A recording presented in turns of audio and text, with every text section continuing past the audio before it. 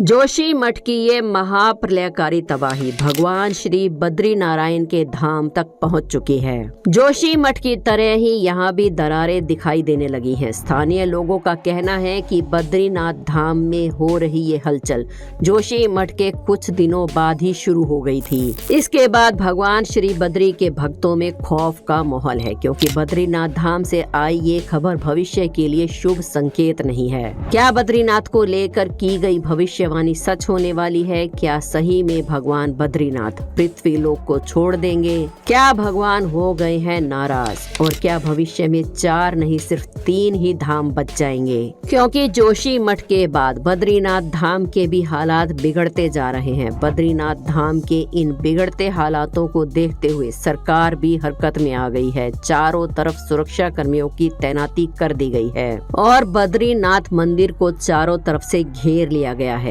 तो आखिर क्या है पूरी कहानी? क्या है भविष्यवाणी का पूरा सच? और भविष्य में कहाँ होंगे भगवान बद्री नारायण के दर्शन? आइए जानते हैं आज की वीडियो में। लेकिन वीडियो शुरू करने से पहले आपसे रिक्वेस्ट है कि अगर अभी तक आपने हमारे चैनल अनोखी दुनिया को सब्सक्राइब नहीं किया है तो जल्दी से कर लीजिए और कमेंट्स में ओम नमो नारायण जरूर लिखें।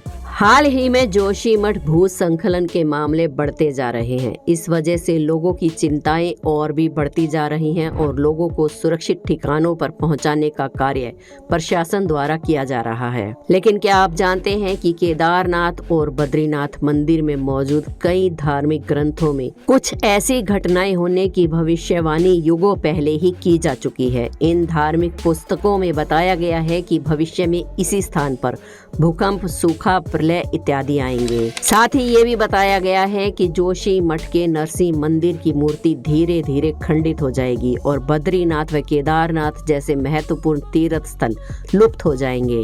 धार्मिक पुस्तकों में ये भी बताया गया है कि भविष्य में बद्रीनाथ के नाम से एक नए तीर्थ का जन्म होगा। इसी भविष्यवाणी को देखते हुए क्या पता आगे कभी बद्री नारायण के दर्शन हो या ना हो। वर्तमान समय में भविष्य बद्री के दर्शन के लिए लोगों की संख्या बढ़ती जा रही है। बद्रीनाथ और केदारनाथ धाम के दर्शन के लिए जोशी मठ को ही मुख्य द्वार कहा गया है। ऐसा इसलिए कहा गया है क्योंकि जोशी मठ से बद्रीनाथ धाम केवल 45 किलोमीटर और केदारनाथ धाम महज 50 किलोमीटर दूर है। केदारनाथ और बद्रीनाथ के प्रवेश द्वार जोशी मठ की तबाही से ये भविष्यवाणी आधी तो सच हो ही चुकी है। लेकिन अगर ये धाम तबाह हो जाते हैं तो कैसा होगा भविष्य में बद्री धाम? जोशी मठ से लगभग 17 किलोमीटर दूर पूर्व में धौली नदी के किनारे 3 किलोमीटर की यात्रा से वहां तक पहुंचा जा सकता है। लेकिन यहाँ सिर्फ ट्रैकिंग के जरिए ही पहुंचा जा सकता है। धौली गंगा का अर्थ होता है सफेद पानी और ये नदी तपोवन के दोनों तरफ से पहाड़ों के बीच में से बहती है।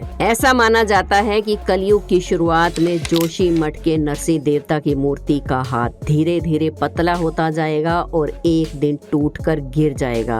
उस समय विष्णु प्रयाग के पास पाथमिला में नर और नारायण नाम के 2 पहाड़ एक हो जाएंगे, जिससे बद्रीनाथ जाने का रास्ता बंद हो जाएगा और भगवान बद्री नारायण पृथ्वी से लुप्त हो जाएंगे। ये भी कहा जाता है कि भविष्य में भगवान विष्णु के अवतार कल्कि कलयुग को समाप्त करने के लिए आएंगे और फिर से सतयुग की शुरुआत होगी और तब भविष्य में इसी स्थान पर बद्री नारायण के फिर से दर्शन होंगे। तो आखिर क्या है जोशी मठ के उस नरसिंह मंदिर की कहानी और आने वाले प्रलय की भविष्यवाणी में उसकी क्या भूमिका होगी? आइए जानते हैं। जोशी मठ के संबंध में माना जाता है कि 7वीं से 11वीं शताब्दी में कत्यूरी राजवंश के संस्थापक कंतूरा वासुदेव ने यहाँ अपना शासन स्थापित किया था। इस राजवंश के राजाओं ने यहाँ हर तरफ मंदिरों की स्थापना करवाई थी, तभी यहाँ पर भगवान नरसिंह का मंदिर भी बनवाया गया था। लेकिन जोशी मठ को स्वर्ग का द्वार क्यों कहा जाता है? इसके पीछे एक पौराणिक कथा है जो कि पांडवों से जुड़ी हुई है। कहा जाता है कि पांडवों ने राजपाट छोड़कर स्वर्ग जाने का जब निश्चय किया तो उन्होंने जोशी मठ से ही पहाड़ों का रास्ता चुना। बद्रीनाथ के पास पांडुकेश्वर या पांडवों की जन्म स्थली बताई जाती है। बद्रीनाथ के बाद माना गांव पार करने के बाद एक शिखर पड़ता है स्वर्गारोहिणी।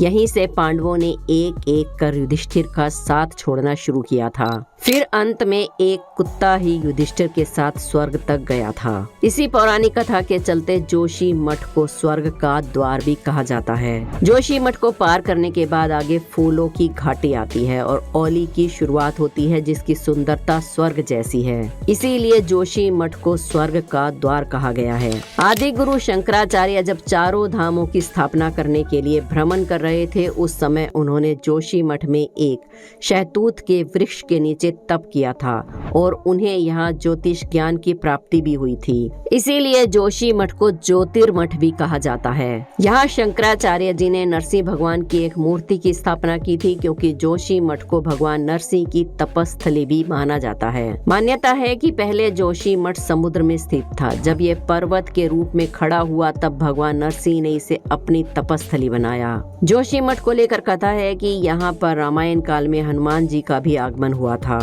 लक्ष्मण जी जब मेघनाथ के शक्ति बाण से मूर्छित हो गए थे, तब हनुमान जी संजीवनी बोटी की खोज में यहाँ आए थे। हनुमान जी को रोकने के लिए रावण ने काल नेमी नामक राक्षस को यहाँ भेजा था। हनुमान जी ने जोशी मठ में ही काल नेमी का वध किया था, कहा जाता है। इसीलिए आज भी यहाँ की जमीन लाल कीचड़ की तरह दिखती है। जोशी मठ में भगवान विष्णु का एक अन्य प्राचीन मंदिर भी है, जिसे नरसिंह मंदिर के नाम से जाना जाता है। यहाँ भगवान विष्णु की नरसिंह अवतार में जो मूर्ति है वो आधे मानव और आधे सिंह के रूप में है। भागवत पुराण के अनुसार हिरण्यकशिपु का वध करने के लिए ही श्री हरि ने ये अवतार धारण किया था।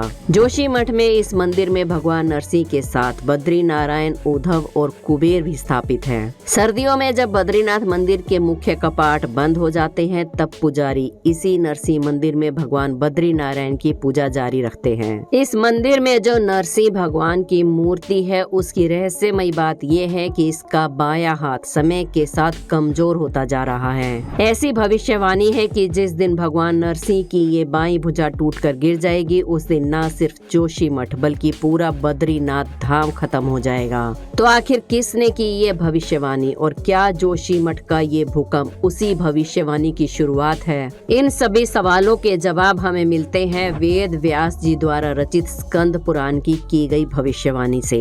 वेद व्यास जी ने लिखा है कि घोर कलयुग के समय जोशी मठ में स्थित भगवान नरसिंह का बायां हाथ गिरने के साथ ही एक भयानक भूकंप आएगा। ये भूकंप इतना भयावह होगा कि नर और नारायण नाम के दो पर्वत, जिन्हें जय और विजय के नाम से भी जाना जाता है, दोनों मिलकर एक हो जाएंगे। प्रचंड भूकंप के कारण जब ये विशाल पर्वत दोनों मिलकर एक हो जाएंगे, तो बद्रीनाथ मंदिर लुप्त हो जाएगा और कोई भी भगवान बद्री नारायण के फिर दर्शन नहीं कर पाएगा। केदार खंड के सनत कुमार संहिता में भी इसी भविष्यवाणी का वर्णन मिलता है। तो क्या जोशी मठ में आया ये भूकंप उसी भविष्यवाणी की शुरुआत है? क्योंकि साल के शुरुआत में ही ऐसी परिस्थितियां बनती जा रही हैं, जिन्हें देखकर तो ऐसा ही लगता है। क्या सच में भगवान विष्णु कल की अवतार में आएंगे? जैसा कि भविष्यवाणियों में बताया गया है कि जब धर्म पूरी तरह से लोप हो जाएगा, चारों धाम लुप्त हो जाएंगे, तब कल की अवतार दुष्टों को दंड देने के लिए आएंगे। तो क्या चारों धामों में से